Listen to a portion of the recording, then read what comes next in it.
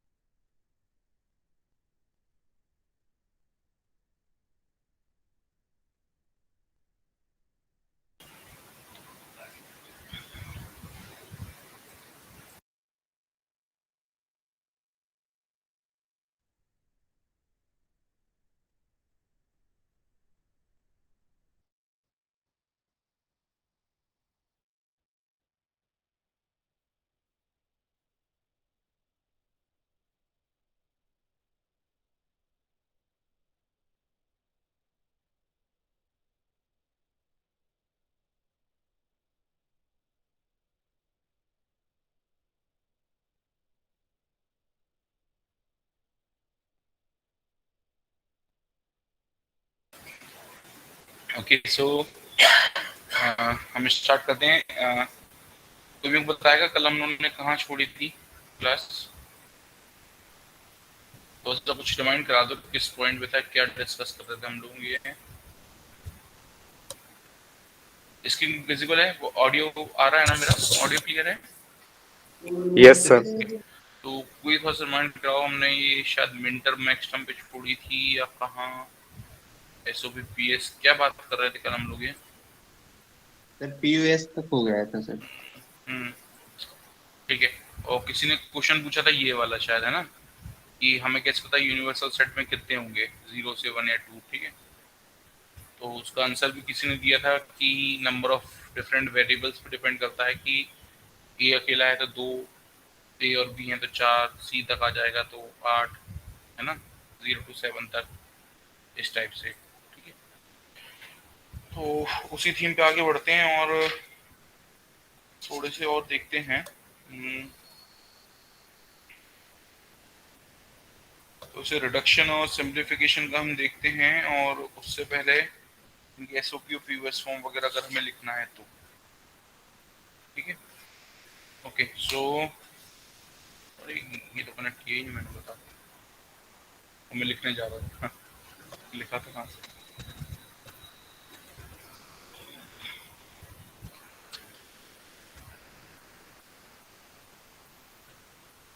Okay,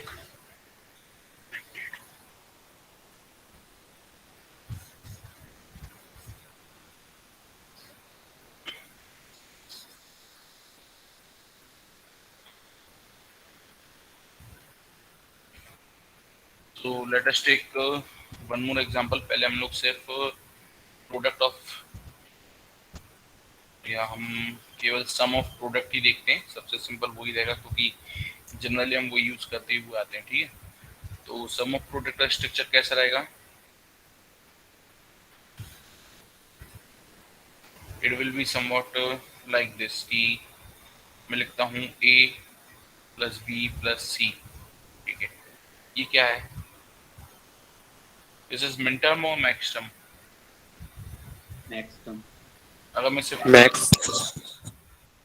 कैसे?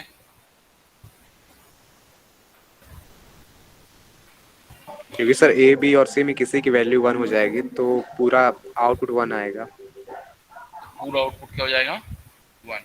ठीक है, अगर मैं इसको लिख देता ऐसा a b plus b c, तो ये क्या होता? किस टाइप का एक्सप्रेशन होता? सम ऑफ प्रोडक्ट।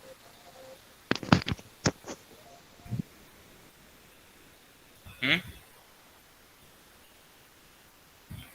ये कौन सा होता? अब ये मिन टर्म का एक्सप्रेशन होता या मैक्स टर्म का एक्सप्रेशन होता? किस टाइप के टर्म्स हैं इसमें? मिन terms. So this is one minterm, this is one minterm. So whole expression will be which one? SOP. ठीक है, sum of product। इसी टाइप से अगर मैं यहाँ पे लिखूं ए बी प्लस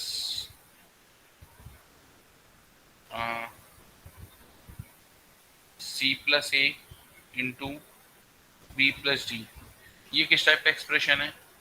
मिनटर्म या मैक्सिमम या एसओपी या पीओएस, कौन सा ये?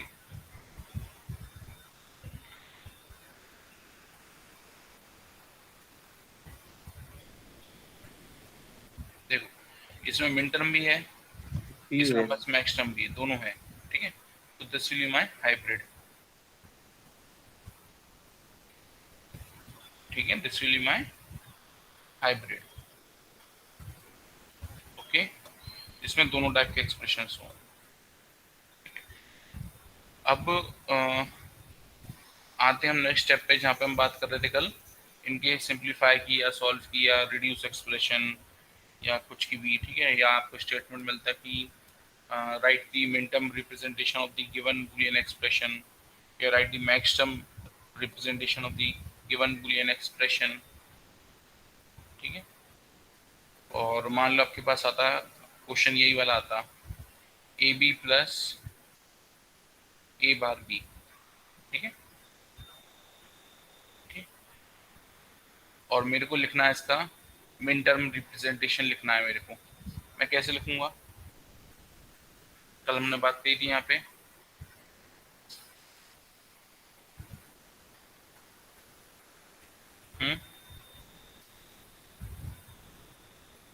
क्या करना है मिन टर्म में मेरे को? और मिन टर्म क्या करूंगा मैं? ए इक्वल टू 1 और ए बार इक्वल टू 0। यही कर रहा था, करेक्ट लिखा है क्या? ऐसे ही करना है क्या? Yes sir. So I will write this is my what a variable, non complimented variable है, इसके ऊपर कोई कॉम्प्लीमेंट नहीं लगा तो 1 रिप्लेस किया। इसके ऊपर कोई कॉम्प्लीमेंट है क्या? नहीं है। देन क्या इसके ऊपर कोई कॉम्प्लीमेंट है? Yes sir. है, तो 0 इसके ऊपर नहीं है, तो 1। ठीक है, so this will be equivalent to 3, this will equivalent to 1। Okay, so अगर मैं मिन टर्म एक्सप्रेशन लिखता हूं तो वो क्या हो जाएगा? 1,3। ठीक है, and corresponding max term expression क्या हो जाएगा? 2, या 0,2। ठीक है, ओके है यहाँ तक? Yes sir. अब अगर मैं तुम लोगों से पूछूं यहाँ पे कि एक एक्सप्रेशन में ले रहा हूं, now I am taking a plus b c, मेरे को इसका मिन टर्म चाहिए। ठीक है, पहले अपने पास लिखो, then tell me what you are going to write. ठीक है, मैं लिख रहा हूँ सबमिशन मिन टर्म। अब मेरे को बताओ यहाँ पे क्या क्या आएगा अंदर।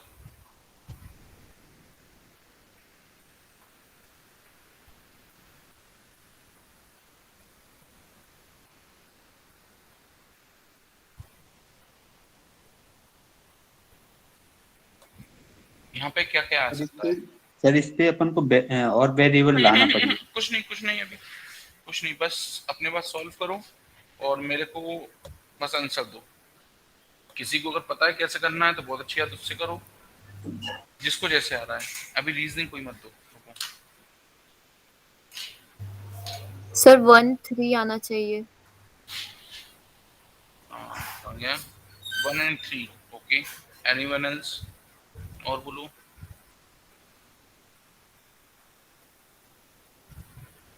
और ऑप्शन दो मेरे को, देता हूँ, पानी पीता हूँ।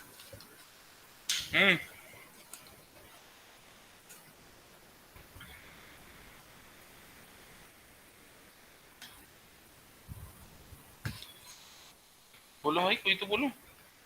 अभी हमने इतना इतना अच्छा एग्जांपल देखा छोटा सा, इसके बेस पे बताओ।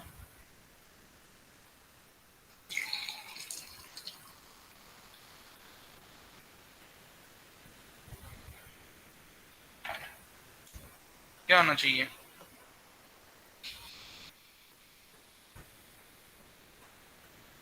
ओके, ठीक है। अब वो स्टूडेंट बोलो जिसको मैंने बीच में भी रीजनिंग बोलते बोलते रोका था। किसको रोका था मैंने? कौन कौन बोल रहा था? सर मैं। हाँ, आवाज नहीं आई। कौन? सर शिवम गुप्ता। शिवम।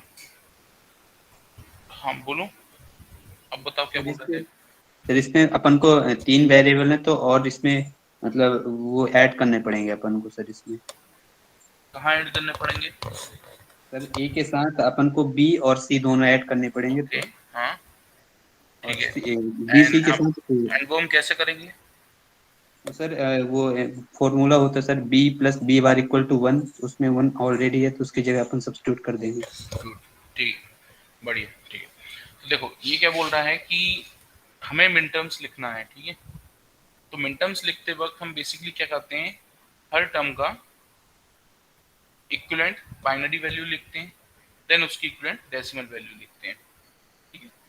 अब यहाँ पे देखो कि जब भी हम ये चीज करते हैं सॉल्व, तो हम एक्चुअली एक एग्जम्पशन क्या लेते हैं कि हमारे जो भी गेट्स हमने यूज करें, एंड गेट, हमारा और गेट हुआ, ठीक है, ये दोनों गेट जो हम यूज करते हैं, इनकी जो नंबर ऑफ इनपुट्स हैं, नंबर ऑफ जो इनपुट पिंस हैं, दैट आर इक्वल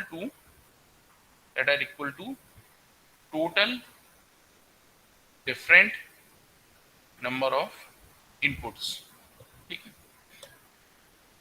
अभी यहाँ पे क्वेश्चन उठेगा कि अगर ये इस टर्म में तो मेरे को सिर्फ ए है, तो बाकी के 2 पिन का मैं क्या करूं, ठीक है। उन 2 पिन को मैं यूज नहीं करूंगा, पर वो पिन वहां पे मैं रखूंगा, वो भले ही खाली पड़ी रहे, रखूंगा पर, ठीक है।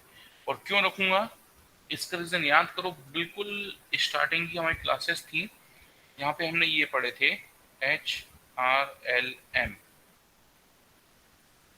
किसी को याद है क्या है चीज? What this abbreviations stand for? याद है, बताए थे मैंने स्टार्टिंग में।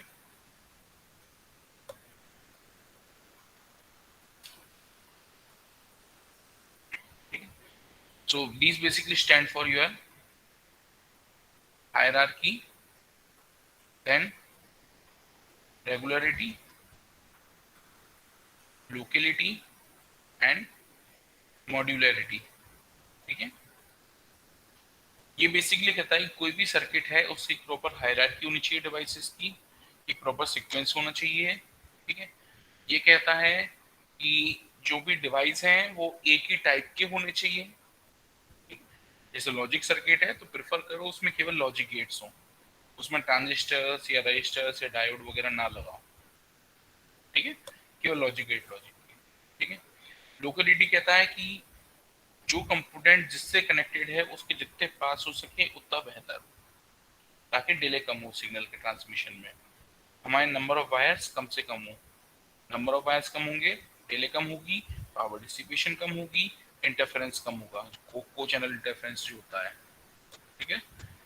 देन एक मॉड्यूलरिटी, मॉड्यूलर कहता है कि हमारे जो भी सब मॉड्यूल्स हैं एक बड़े मॉड्यूल के अंदर, वो सब कैसे हो कि उसके जो बगल वाला मॉड्यूल है उससे वो कम्युनिकेट आसानी से कर सके, ठीक है। तो ये जो रीजंस है, इसमें से ये वाला जो रीजंस है मॉड्यूलरिटी, इस कारण हम क्या करते हैं, हम जो भी गेट लेते हैं, ठीक है, हम जो भी गेट लेते हैं वो कितने के ले लेंगे, 3 इनपुट के, क्योंकि हमारे पास क्या है, 3 डिफरेंट टाइप के सिग्नल्स। कोई मेरे को बता सकता है ये इस टाइप के गेट लेने से क्या फायदा है?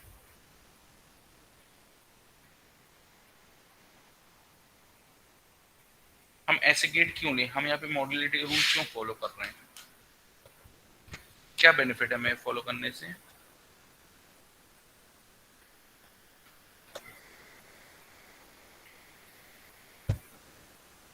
हम्म,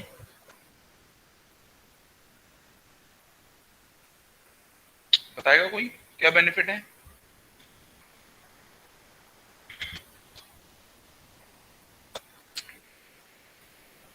देखो, मैं क्या कर रहा हूँ, मेरा जॉब क्या है?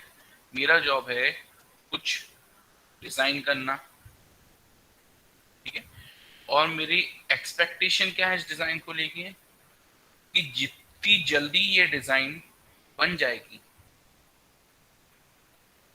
फिर मेरे को इसके बाद इसके टेस्टिंग भी करना पड़ेगा, डिजाइन जल्दी बने, टेस्टिंग जल्दी हो, और जल्दी से मैं इसका मार्केट वेरिएशन निकाल पाऊँ, कमर्शियल वेरिएशन निकाल पाऊँ उस प्रोडक्ट का, ठीक है? अब अगर मान लो मैं यहाँ पे लेता, एक गेट लेता मैं एक इनपुट का, ठीक है? एक गेट लेता मैं दो इनपुट का, ठीक है? अगर मैं दोनों टाइप की डिफरेंट टाइप के गेट्स ले रहा हूँ, मेरे को दोनों पे डिफरेंट टाइप का परफॉर्मेंस एनालिसिस करना पड़ेगा, ठीक है? क्योंकि दोनों के बेसिक पैरामीटर, फिजिकल पैरामीटर ही चेंज हो जाएंगे। एक इनपुट था, दो इनपुट थे, ठीक? पर अगर यहीं पे मैंने एक एंड गेट लिया होता, एक एंड गेट लेता मैं, ठीक है, जिसके तीन इनपुट हैं, एक और एंड गेट लेता जिसके भी तीन इनपुट हैं, अगर मैं इसकी परफॉर्मेंस एनालिसिस कर लूं, तो कहना है एज्यूम दैट क्योंकि ये दोनों डिवाइस बिल्कुल सेम है, दोनों की परफॉर्मेंस भी सेम होगी, कहना है एज्यूम दैट इनकी परफॉर्मेंस को बंच अप एज्यूम कर सकता हूं मैं, ठीक है? Yes sir. तो इससे क्या होता है, मेरा जो टेस्टिंग वाला जो टाइम होता है वो कम हो जाता है। एंड किसी भी चीज को, अगर किसी भी प्रोडक्ट को मैं डिजाइन कर रहा हूं, तो उसकी जो बेसिक स्टेप्स होती हैं, डिजाइन, टेस्टिंग, ठीक है, मार्केट में प्रोटोटाइप भेजना, ठीक है, देन उसका फीडबैक, देन इस फीडबैक के बाद अगेन डिजाइनिंग, अगेन मार्केट में दूसरा prototype, again feedback, again designing.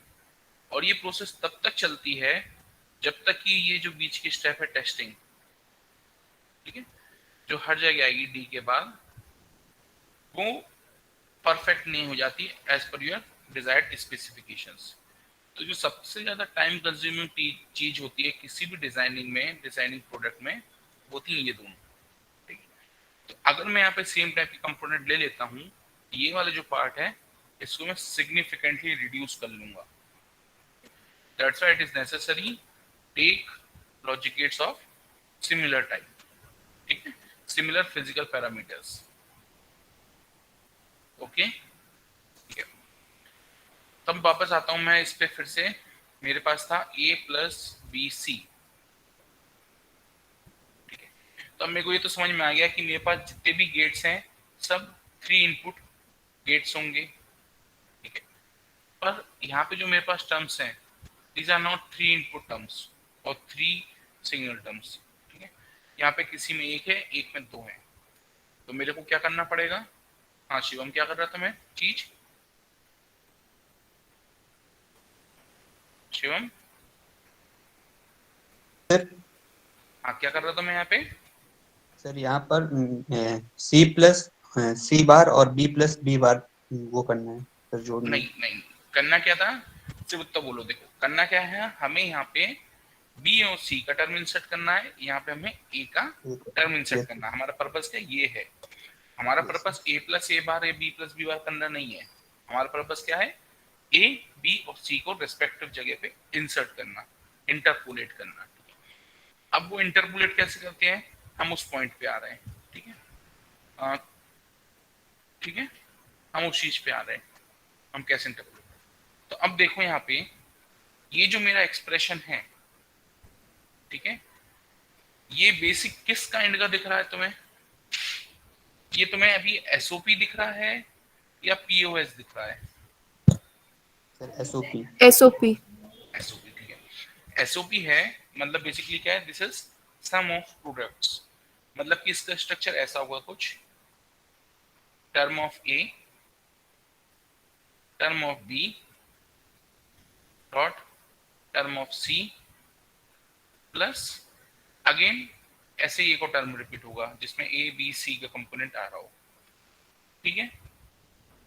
ये पॉइंट क्लियर हुआ मैं क्या बोल रहा हूँ यहाँ पे? इसका स्ट्रक्चर कैसा होगा, इस टाइप का, ठीक है। तो नेक्स्ट स्टेप मैंने क्या किया, आइडेंटिफाई करने के बाद this is an SOP term, ये मैंने आइडेंटिफाई कर लिया।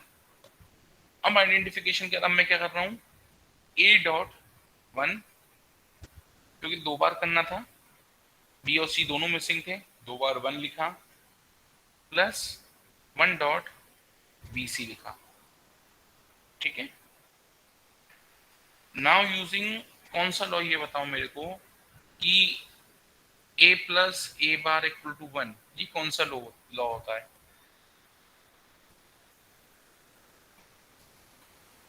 ये कौन सा लॉ होता है? Sir and law. Hmm, and law बोल सकते sir. Negation law. Negation law. और यस सर। और बताओ कोई कौन सा लॉ है, और लॉ। और कौन सी पॉसिबिलिटी और कौन सा लॉ हो सकता है ये?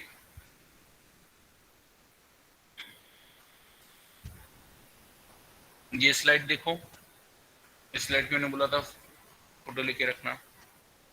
ये देखो, लॉ को आइडेंटिफाई करना सीखो इस स्टेप में, ठीक है। क्योंकि वहां एग्जाम में अगर लिखते हो तो इट विल शो एज मतलब वेरी पॉजिटिव थिंग, है ना, कि आपको पता है, आपको नॉलेज है। और जब न्यूमेरिकल एग्जांपल सॉल्व करोगे तो चीज बहुत इंपॉर्टेंट होती है, आइडेंटिफिकेशन की कौन सा लॉ लग रहा है, ठीक है। ठीक है, क्या ये वाला लॉ लग सकता है क्या यहाँ पे, इन तीनों में से कोई सा?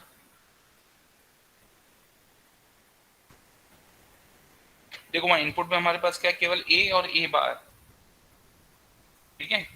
मतलब ए का ऑपरेशन उससे कॉम्प्लीमेंटेड वेरिएबल, मतलब सिंगल वेरिएबल के ऊपर मैं ऑपरेशंस कर रहा हूँ ए, उसके अलावा कोई चीज नहीं है मेरे पास, ठीक है।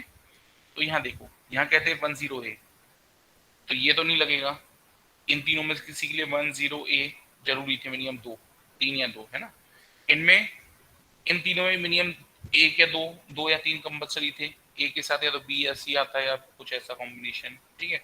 ऐसी इनके साथ है। और ये वाला जो केस है, ठीक है, ये केस है। अब ये सेटिस्फाई कर रहा है। अब यहां से देख के बताओ सोच के कि कौन सा लगेगा, नेगेशन। आइडेंटिफिकेशन या नेगेशन? सोच, अच्छे से याद करो, सोचो, फिर बोलो।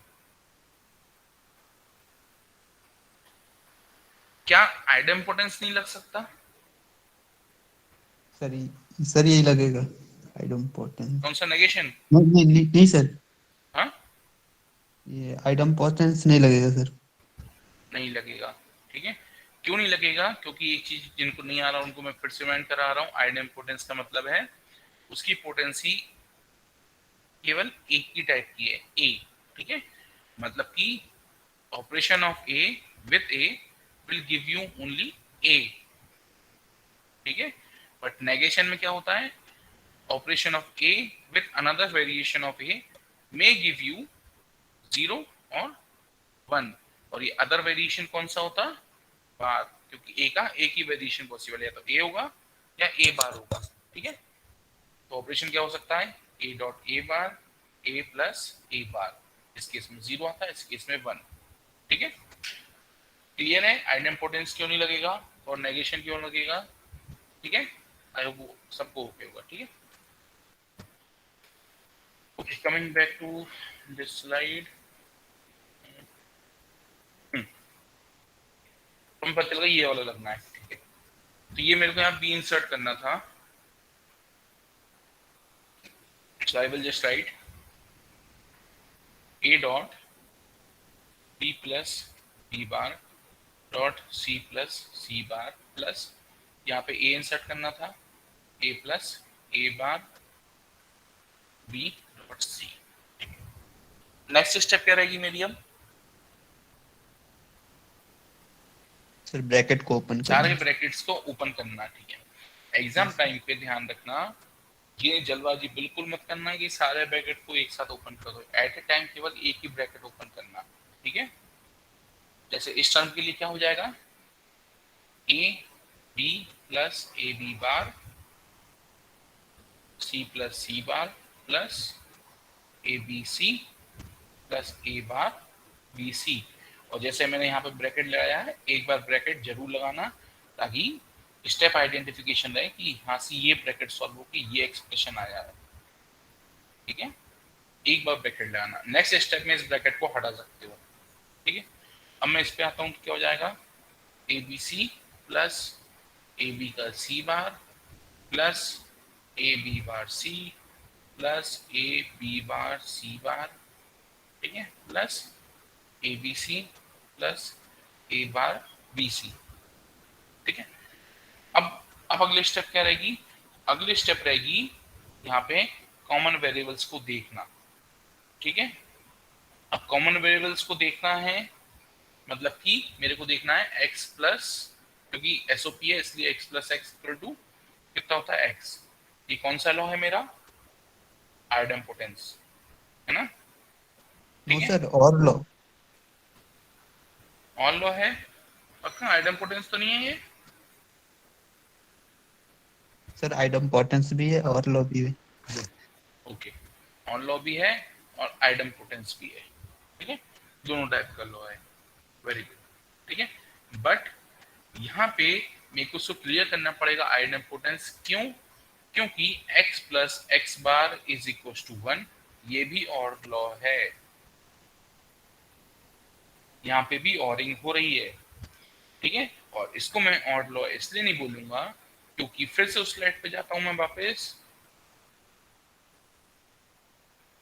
आज स्लाइड के पेज नंबर भी इंसर्ट करता हूं मैं। ठीक है, और लॉ में देखो क्या हो रहा था, मेरे को 1 0 a मतलब 1 और 0 भी चाहिए थे कहीं ना कहीं एक्सप्रेशन में, पर अभी जो हम एक्सप्रेशन पे काम कर रहे हैं उसमें केवल सिंगल टाइप का वेरिएबल है a, एक ही टाइप का सिग्नल है, इसलिए इसको आइडेम्पोटेंस लॉ की इंप्लीमेंटेशन बोलना ज्यादा एप्रोप्रिएट है बजाय इसके कि मैं इसको ऑन लॉ की इंप्लीमेंटेशन बोलूं। ठीक है, ये बहुत जरूरी है इन सबको आइडेंटिफाई करना, क्योंकि आपको एमसीक्यू टाइप पे एक सीधा सा क्वेश्चन आ जाएगा कि गिवन एक्सप्रेशन कौन से लॉ का वो है। ठीक है, कौन से लॉ को रिप्रेजेंट कर रहा है, और तुम्हें दे दिया a plus a bar equal to 1 और तुमने लगा दी और लॉ, तुम सोच के आओगे बिल्कुल सही करके आ रहा है, और वो गलत हो जाएगा। ठीक है, ओके, वो गलत हो जाएगा। इसलिए इस स्लाइड को बहुत ध्यान से रिवाइज करो। ये कौन से लेक्चर में, 14 तारीख के लेक्चर में था ये स्लाइड का डिस्क्रिप्शन, जाओ 14 तारीख के लेक्चर खोलो एक बार फिर से इसको सुनो, बहुत जरूरी है ये वाला डिस्कशन। ठीक है, इस चीज को समझो कौन से लोग को कैसे आइडेंटिफाई करना है, किस लोग के बीच में क्या डिफरेंस है। ठीक है, और ये जो स्लाइड बनी है ये मैंने शायद पहली बार बनाई है पिछले 4-5 साल में।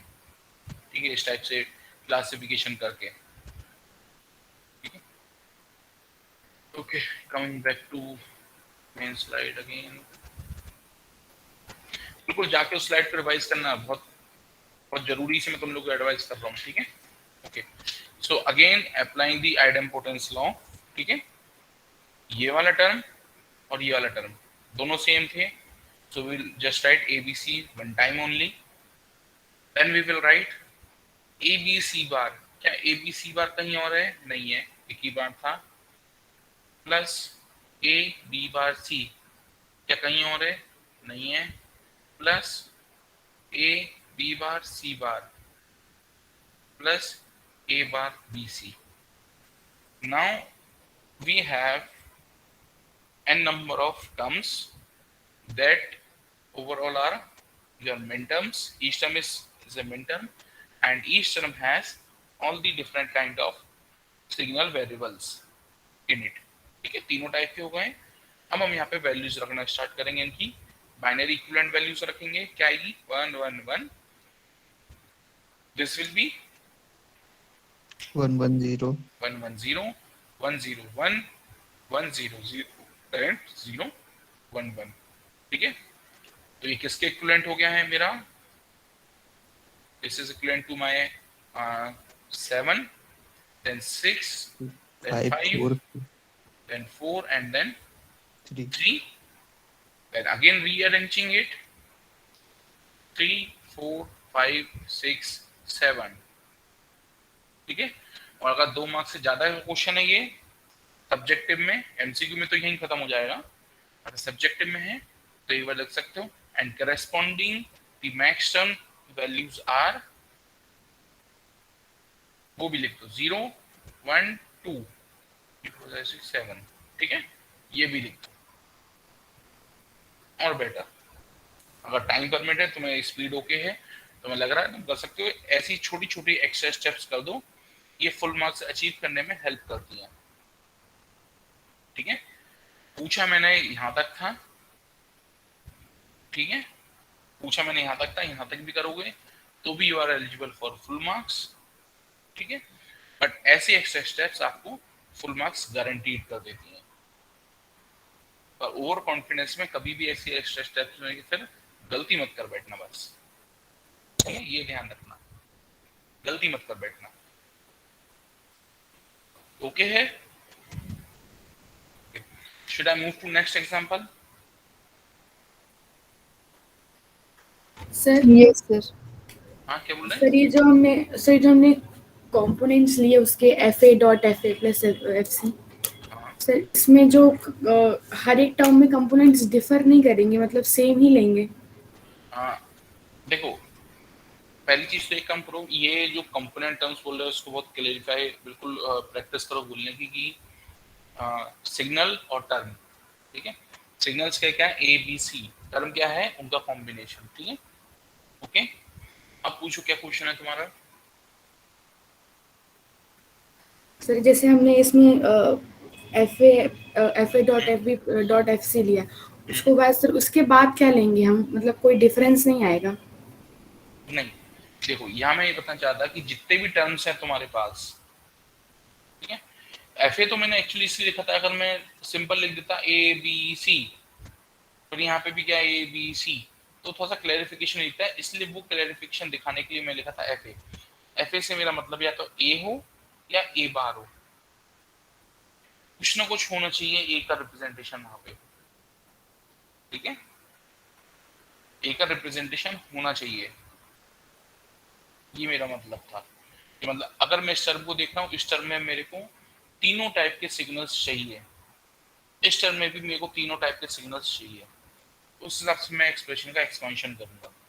ठीक है, अभी हम एक एग्जांपल और देख रहे हैं, फिर हम उस पे आते हैं। ठीक है, एक एग्जांपल और लो, अब मैं ले रहा हूँ क्या लूँ, एक्सप्रेशन बनाऊं मैं, ओके, ए प्लस डी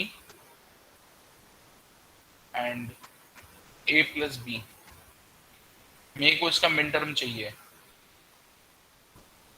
कैसे निकालूंगा मैं? अपने पास सॉल्व करो, जो भी सॉल्व कर रहे हो, 1 मिनट, फिर अपन बात करेंगे इसमें, अभी कोई कुछ बोलना नहीं, सॉल्व करो अपने पास।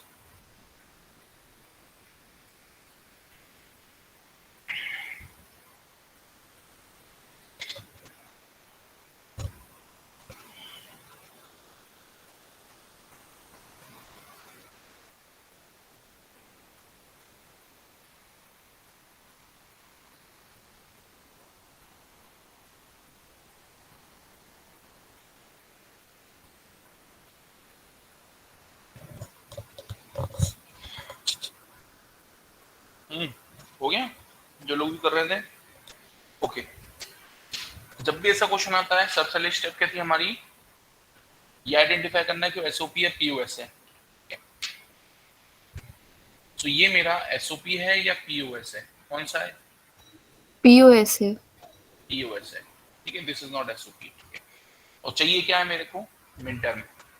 ठीक है, तो अब करने में मैं क्या कर सकता हूँ, या तो मैं इस पीओएस को पहले एसओपी में कन्वर्ट करूं, देन उसके मिन टर्म लिखूं, ठीक है, या फिर मैं इस पीओएस को ही पहले मैक्स टर्म्स निकालूं एंड देन उससे मैं मिन टर्म लिखूं। ठीक है।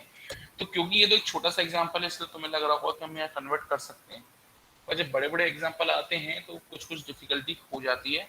तो इसलिए बेटर है, अगर पीओएस है तो उसको पीओएस ही लेके चलो, उसका मैक्सिमम निकालो, देन उसका करस्पॉन्डिंग मिन टर्म लिख दो। ठीक है, this is the best approach. Okay, अब अगर मेरे को इसका मैक्सिमम लिखना है, क्या इस वाले टर्म में मैं इसको लूंगा टर्म T1 टर्म T2, ठीक है, दो टर्म्स हैं, एंड नंबर ऑफ सिग्नल्स कितने हैं मेरे पास? मेरे पास है A, मेरे पास है B और मेरे पास है D। क्या यहाँ पे मेरे को C लेना चाहिए या नहीं? नहीं। क्यों? नहीं क्यों? सर, क्योंकि सी वेरिएबल इंट्रोड्यूस ही नहीं है क्वेश्चन में। Good, nice. पार्थ, पार्थ बोल रहे थे ना? Yes sir. नाइस, ठीक है, क्योंकि C हमारे पास दिखे नहीं, हमें क्वेश्चन में नहीं मिला, दैट डजंट एग्जिस्ट। ठीक है, अब T1 में किस वेरिएबल की कमी है? Sir B. B की कमी है, ठीक है, ओके। और T2 में किस वेरिएबल की कमी है? डी। D। Sir D. अब मेरे को यहाँ B इंट्रोड्यूस करना है, मैं यहाँ D इंट्रोड्यूस करना है। तो अब यहाँ पे B इंट्रोड्यूस करने के लिए मैं प्लस बी बार करूँ या B डॉट बी बार करूँ? Sir b dot b bar. क्यों? क्योंकि b dot b bar equal to 0 होता है सर, उसमें 0 अपन मतलब उस पे 0 लिख सकते हैं उधर, और इधर मतलब प्लस में 0 लिख सकते हैं उस पे फर्स्ट टर्म पे।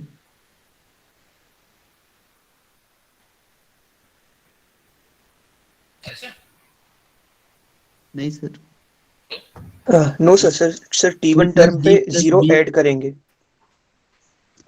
बढ़िया, चलो, मतलब तुम्हें को अगर ये चीज आइडेंटिफाई हो गई तो बहुत अच्छा है कि हम एक बार में एक टर्म को लेके ही चल रहे हैं, हम उस टर्म की वैल्यू को कांस्टेंट रखना है। ठीक है, यहाँ पे एक टर्म था that is your sum term था, वो है ना, सम ऑफ प्रोडक्ट्स है।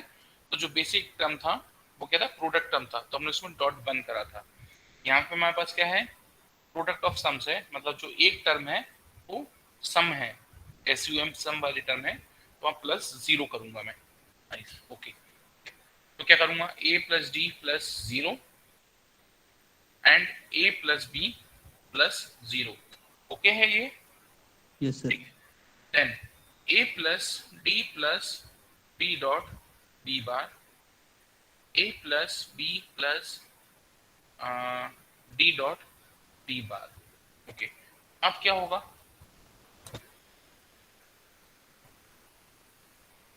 अब क्या करूं?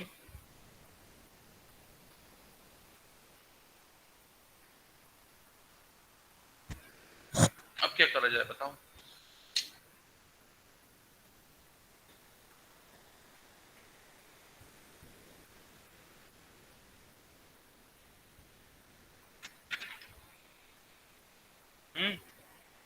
सर फैक्टर आउट कर देंगे।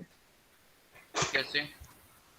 Sir A plus d plus b multiplied by A plus d plus b bar, sir T1 term के लिए। एक बार और बोलना, क्या बोल रहे हैं? Sir A plus d plus b, हाँ इसे सर ब्रैकेट क्लोज, हाँ, sir multiplied by A plus d plus b bar. ठीक है। Yes sir. यस एक उन्होंने शिवम ने बोला था। ठीक है, क्या और कोई बता सकता है मेरे को शिवम के अलावा ये कौन सा लॉ लगा है यहाँ पे? सर, वो पार्थ ने बोला था सर। पार्थ ने बोला था। ठीक है, तो पार्थ के अलावा ये बताओ ये कौन सा लॉ लगा है? लॉ का नाम बताओ। डिस्ट्रीब्यूटिव। डिस्ट्रीब्यूटिव और राघव, हाँ, और कोई?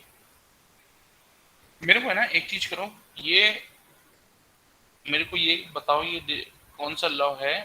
अगर डिस्ट्रीब्यूटिव भी है तो कैसे? पर राघव, चिन्मयी, पार्थ, शिवम, ठीक है, और एक कौन सी लड़की, प्रांजल, ठीक है, ये 5-6 लोगों के अलावा कोई और बताओ मेरे को। ये मेरे को हमेशा इन्हीं के आवाज क्यों सुनाई देती है? और भी आवाजें सुननी है मेरे को, बताओ इनके अलावा कोई मेरे को बताओ।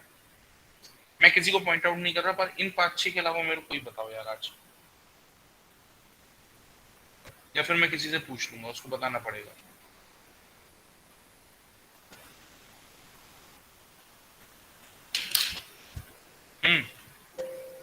बताओ यहाँ पे डिस्ट्रीब्यूटिव क्यों लगेगा, डिस्ट्रीब्यूटिव लॉ क्यों लगेगा यहाँ पे?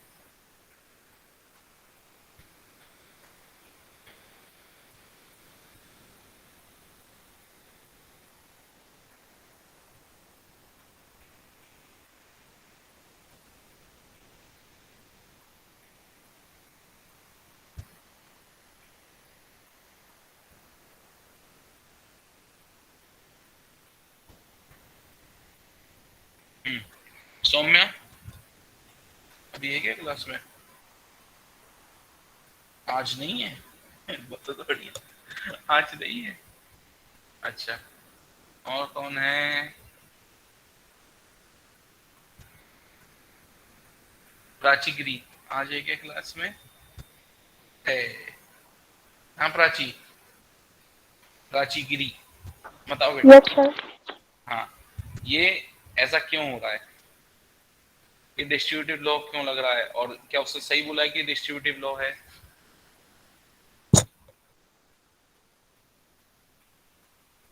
तुमसे इसलिए पूछ रहा हूँ क्योंकि तुम्हारी अटेंडेंस ठीक है, तो इसके चांसेस बहुत कम है कि तुमने एक यही क्लास मिस कर ली हो, और नहीं तो ये चीज 2 क्लास में तो डिस्कस हुई है एटलीस्ट।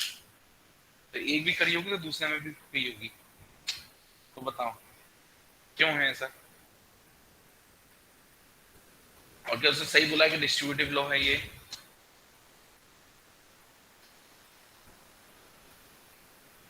हम्म,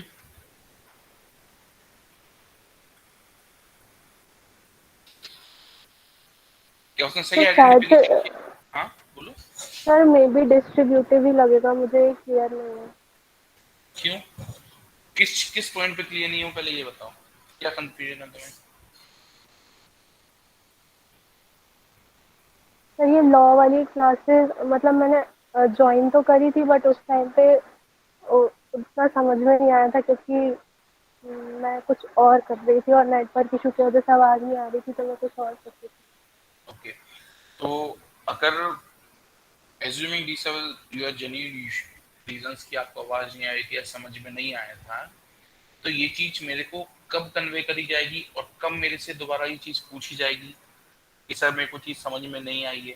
मैं हर 1-2 क्लास छोड़ के बोलते जा रहा हूँ कि ये चीजों को इकट्ठा करके मत चलो, बर्डन लेके जो क्लियर करते चलो, हमें स्मूथली चलना है। ठीक है, ओके,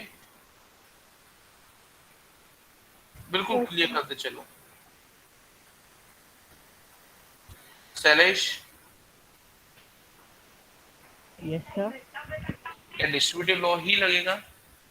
सर ये जो उसने बोला ये डिस्ट्रीब्यूटिव लॉ तो है। ये तो है, तो यस इसके सर। अलावा और कोई सा लॉ लग सकता है क्या यहाँ पे? नो सर, यही लगेगा। और कोई सा मैं क्यों नहीं लगाऊंगा या क्यों नहीं लग सकता? सर क्योंकि इसमें सभी टर्म आ जाएंगे सर इसमें।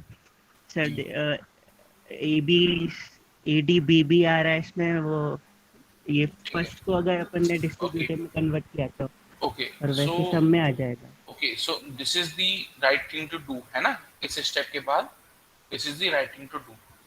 क्या मैं इसको ऐसा लिख सकता हूँ पूरे एक्सप्रेशन की बजाय मैं केवल इतने को डिस्ट्रीब्यूटिव लगा रहा हूँ, a plus d plus b और d plus b bar, a plus b plus d, d plus d bar. Is this okay?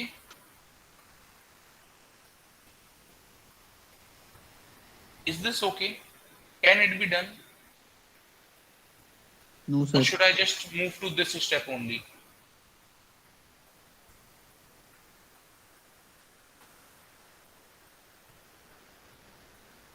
देखो अगेन मैं रिपीट कर रहा हूँ, तुम लोगों ने बिल्कुल सही आइडेंटिफाई किया है कि डिस्ट्रीब्यूटिव लॉ लगेगा। एक चीज और अपने दिमाग में बैठाओ, आइडेंटिफाई करो, मैंने अभी बोली थी एक बार में एक ही टर्म लेते हुए चलना। ठीक है, ये इंसर्शन था, ये क्लियर इंसर्शन था, हमने यहाँ पे दोनों लिखे, पर देखो मैंने यहाँ बोला था ब्रैकेट करते वक्त दोनों ब्रैकेट को एक साथ मत खोलो, एक एक करके खोलो। सिमिलरली यहाँ भी अगर ब्रैकेट बना रहे हैं तो एक एक करके बनाओ, ठीक है। दिस इज सर तो अगेन, अपन वैसे भी ले सकते हैं ना सर, ए प्लस डी को अपन एक वेरिएबल मान लें और ये बी डॉट हाँ बी बार लिखा है मान सर लें, उसको। पर हम चीजों को क्यों काइंड ऑफ ओवर कॉम्प्लीमेंट करें, देखने के लिए, चेक करने वाले के लिए, ठीक है। क्या होता है जनरली 99% ये होता है कि वहां पे अगर तुम ऐसा चीज कर दोगे और मान लो तुम गलती से डिक्लेयर करना भूल गए कि assuming a plus d as single variable and then implementing the associative distributive law between two variables, that is a plus d and b plus b bar, ठीक है, b dot b bar, so we will get this। ऐसा करोगे या फिर इतना लिखना तुम्हारे लिए सिंपल होगा और सेफ भी रहेगा कि using distributive law, that is a plus b dot b bar equal to a plus b। इतनी लंबी चौड़ी तुम राम गाथा लिखना चाहते हो कि छोटी सी राम कहानी से तुम्हारा काम चल जाएगा, ठीक है। चीजों को जितना सिंपली रख के चल सको उतना सिंपली रख के चलो। सिर्फ अंतर क्या है कि तुम्हें एक लाइन और लिखनी पड़ेगी, तुम्हारे 40 सेकंड और जाएंगे, पर वहां पे वो चीज कॉपी चेक करने वाले के लिए समझना आसान होगा, ठीक है। यहाँ पे मैं यहाँ पे देखो पत्थर की लकीर नहीं बनाना चाह रहा, ठीक है। मैं नहीं चाह रहा कि मैं ये तुम लोगों को नहीं बोलना चाह रहा कि बिल्कुल एकदम मामूली स्तर से चलो, मैं तो ही चेक करूंगा, मैं तो ही देखूंगा, ऐसा नहीं है। पर let us keep this things simple as they are, ना, to not overcomplicate them. मैं क्यों यहाँ पे एजम्पशन लूं कि दोनों को एक वेरिएबल मानूं जबकि वो दोनों एक वेरिएबल नहीं है, और जहां इनको एक वेरिएबल मानने की जरूरत भी नहीं है, ठीक है। इसलिए बिल्कुल स्टेप वाइज चलो। मैथ है, ये भी एक टाइप का मैथ ही है, बूलियन अलजेब्रा है। इसमें जितनी ज्यादा स्टेप वाइज चलोगे क्लैरिटी से, हमारा यहाँ पर टारगेट है to get the accurate result with proper clarity in our expressions. इसलिए हम स्टेटमेंट लिखते हैं कि 2 + 2 = 4, ठीक है, ठीक है। बिल्कुल हम स्टेटमेंट लिखते हैं कि वी आर परफॉर्मिंग एडिशन, ठीक है। और एक चीज मैं बताऊं तुम लोग को, बिल्कुल अगर कर सको, तुम्हारी स्पीड रहे, कर सको तो बिल्कुल ऐसे करते चलना।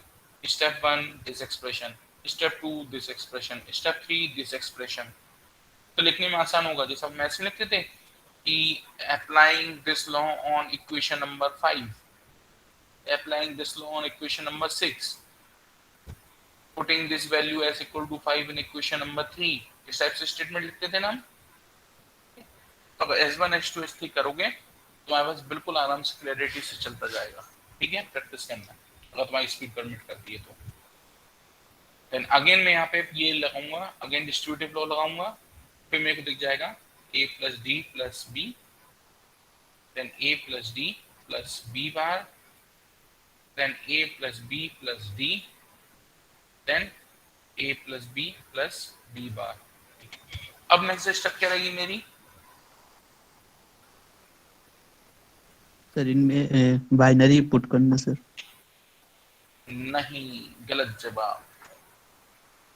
बाइनरी पुट नहीं करेंगे, सबसे पहले हम इनको सर अरेंज रीअरेंज करेंगे। करेंगे।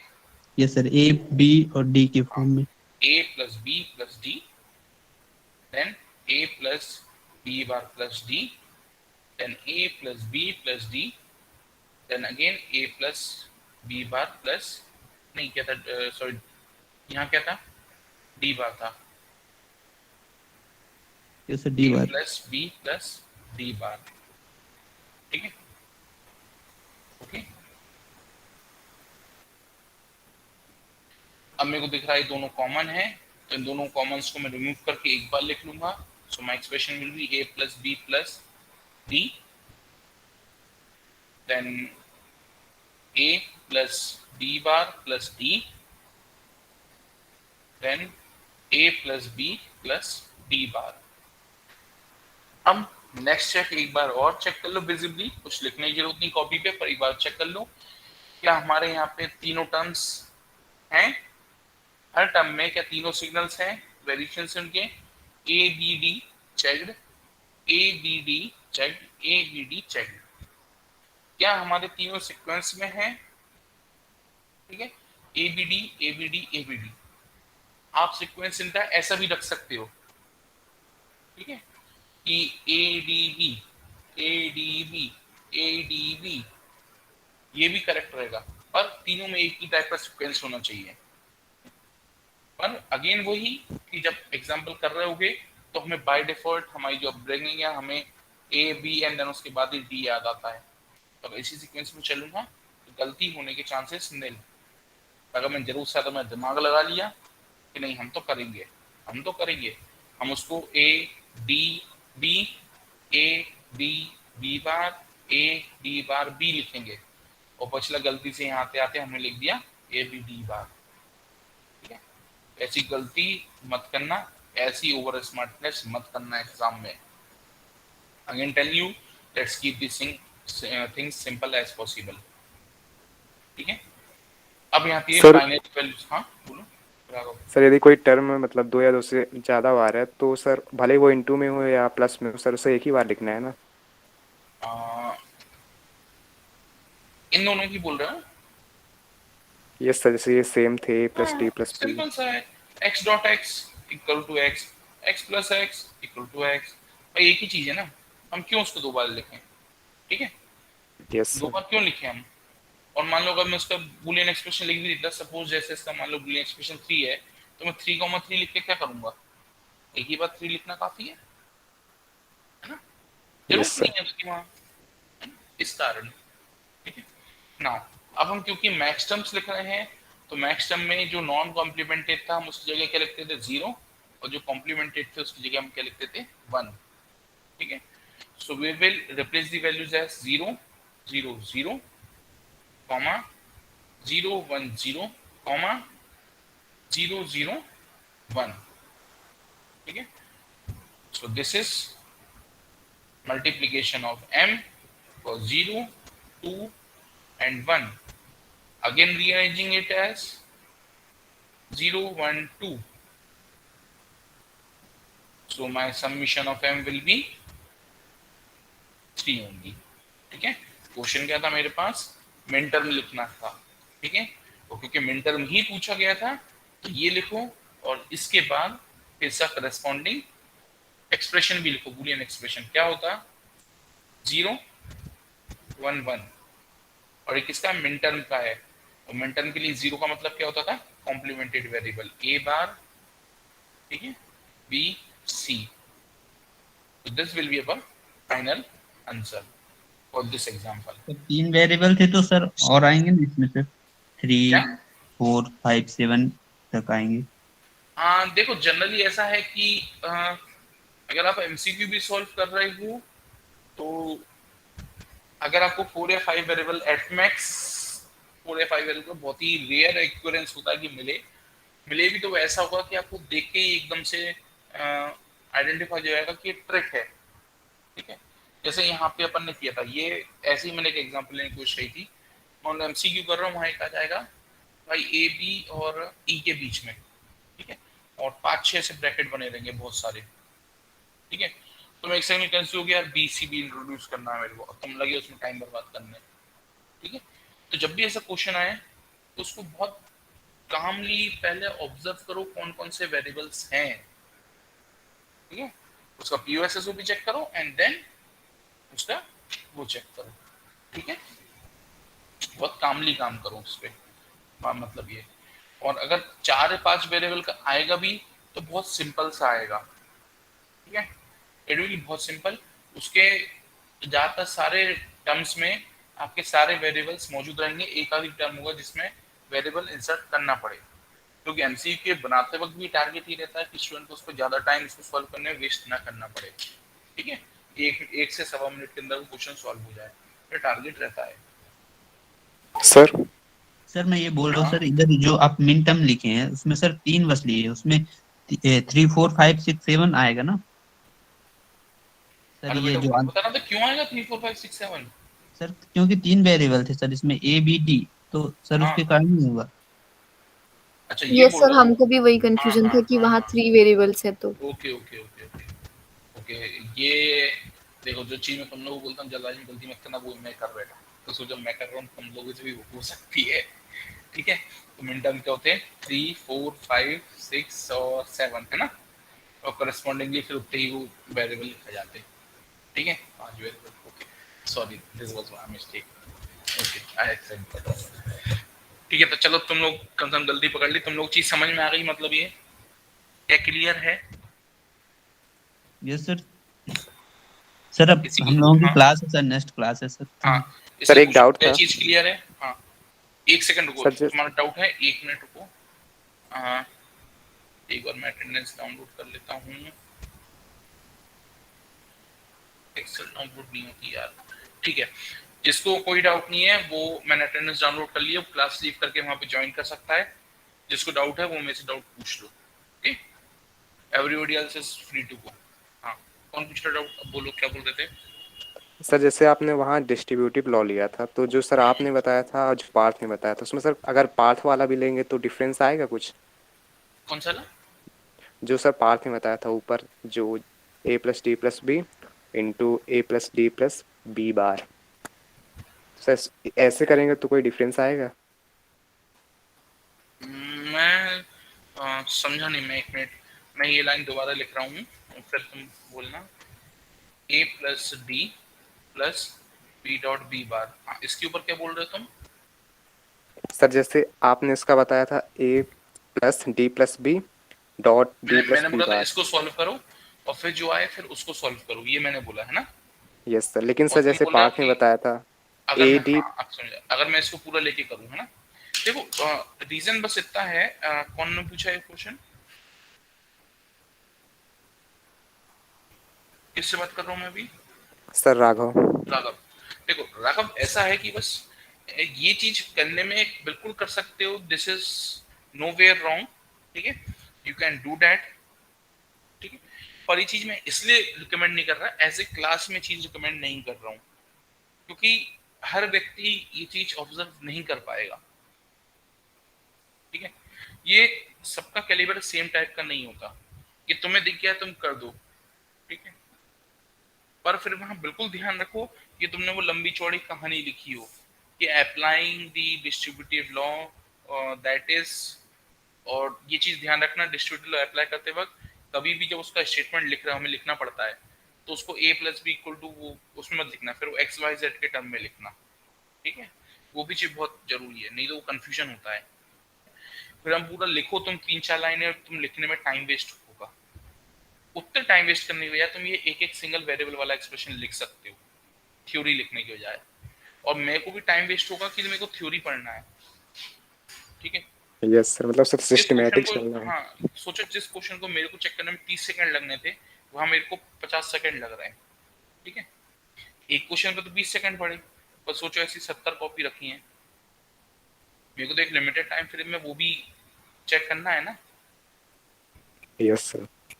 तो मेरे को वहां, मेरे लिए वो कंस्टेंट भी एक इम्पोर्टेंट कंस्टेंट है, तो उसको ध्यान रखते हुए इसलिए मैं रिकमेंड करता हूँ बिल्कुल सिंपल से चेक करो। मेरे से मतलब है जो भी कॉपी चेक करने बैठेगा बंदा, जो भी फैकल्टी बैठेगी, वो चाहता है कि उसको जल्दी से जल्दी दिख जाए कि क्या चीज हो रही है, क्या आउटपुट है, कैसा प्रोसेस फ्लो है। यस सर, यस सर, ठीक है, ओके बस सर। इसलिए, और कोई रीजन नहीं, कर सकते हो, कोई गलती नहीं है इसमें, ठीक है। Okay sir, thank you sir, have a so good day. Closing, good day बेटा। सर एक मिनट, हाँ एक चीज़ बोलो। और पूछनी हाँ थी। चिन्मय बोलो। सर ये 0 से हम 7 तक क्यों लिए, ये मेरे को समझ में नहीं आ रहा है। मतलब सर अगर 3 वेरिएबल हैं तो हम किस बेसिस पे 7 ले रहे हैं वैल्यूज, 3 मतलब वेरिएबल है तो किस यूनिवर्सल बेस पे हम सेट। 7 ले रहे हैं? हाँ, मतलब यूनिवर्सल सेट 7 तक क्यों जा रहा है, ये मुझे समझ में नहीं आया। ठीक, बिल्कुल 10 एक क्लास पहले जाओ, ठीक है। मेरे को ये बताओ कि अगर मेरे पास 3 वेरिएबल्स हैं, ठीक है, ए बी सी, उनसे maximum number of possible values कितनी है? 7 हम्म 7 maximum number of possible values, maximum value नहीं, 3 या फिर अच्छा 8 यस सर। है ना। n वैल्यूज हैं तो 2 की पावर n, ठीक है, मैक्सिमम पॉसिबल। तो मैक्सिमम पॉसिबल में से अगर मैं कोई भी सपोज 4 वैल्यू मिन टर्म में दे रहा हूं, सपोज 0 2 4 3 दे दी मैंने मिन टर्म में, तो बची हुई 4 कहां चली जाएंगी? मैक्स टर्म में। अगर वहां 4 वेरिएबल होते हैं तो मैक्सिमम पॉसिबल वैल्यूज कितनी होती 16 कितनी होती 16, ठीक है। और क्योंकि हम स्टार्टिंग कहाँ से कर रहे हैं, 0 से 0 से या 1 से, 0 से, तो 0 से 16 वैल्यूज कहाँ पे कंप्लीट होंगी, 0 1 2 3 4 5 6 7 8 9 10 11 12 13 14 15 टिल n-1, ठीक है। मेरे पास 16 डिफरेंट वैल्यूज रखना है, मतलब 0 से स्टार्ट कर कहाँ तक जाऊंगा मैं, 15 तक, ठीक है। और अगर चिन्मयी अभी भी इसमें तुम्हें क्वेश्चन है तो मैं बोलूंगा अगले क्लास में फिर पूछ लेना, पर अभी बेटा 11:27 हो गए, नेक्स्ट क्लास बिल्कुल 2 मिनट बचे हैं, तो सर जाओ ब्रेक ले लो, फिर नेक्स्ट क्लास में बैठो, है ना। अगेन पूछ लेना, मैं यस सर क्लियर हो गया सर। यस ठीक है। देखो जिसको जो क्वेश्चन बिल्कुल पूछ लिया करो क्लास में कभी भी, है ना। नहीं हो, जिसको भी नहीं हो, बचे हुए हैं कौन कौन, प्रांजल बची है, जिसको नहीं हो फिर पूछ लेना अगली क्लास में ना, पर अभी जाओ, नेक्स्ट क्लास का टाइम हो गया है, ठीक है। तो अभी मैं इस Yes, क्लास sir. में एंड कर रहा हूँ, ओके, है ना। Good day everyone.